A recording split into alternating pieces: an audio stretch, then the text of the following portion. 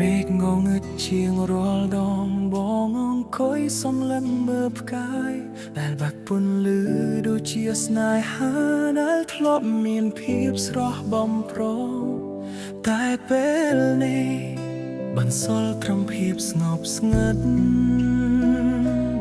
ដងហើមធំប្រាប់ខ្លួនឯងហាត្រូវរឹងមាំទោះបីជាក្នុងចិត្តចង់ស្រែកយំឲ្យអស់អារម្មណ៍កាលលាគ្នាវាមិនមែនជាទីបញ្ចប់នៃជីវិតគ្រាន់តែជាការដើរចេញពីមនុស្សដែលមិនមែនជារបស់យើងទឹកភ្នែកហូរចុះក៏ជូតវាចេញដោយខ្លួនឯងគ្មានអ្នកណាម្នាក់មកបារម្ភដូចកាលពីមុនមិនអីទេបេះដូងបងឈឺចាប់ប៉ុណ្ណឹងវាជារឿងធម្មតាកុំយំអីណាគេចាកចេញទៅក៏ជាវាសនាឲ្យគេទៅចោះទៅរកក្តីសុខដែលគេប្រាថ្នាចំណែករូបយើងក៏ត្រូវរៀនស្រឡាញ់ខ្លួនឯងឲ្យច្រើនអរគុណអូនដែលធ្លាប់ចូលម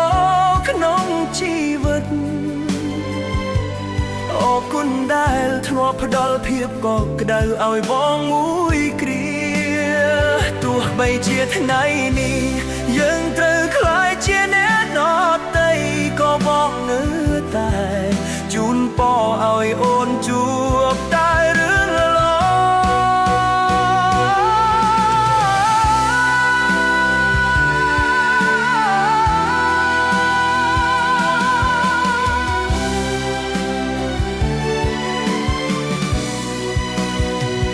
តន្ត្រីការកម្រិតអារម្មណ៍ពេលវេលានឹងជួយព្យាបាលរាល់ស្នាមរបួសក្នុងចិត្ត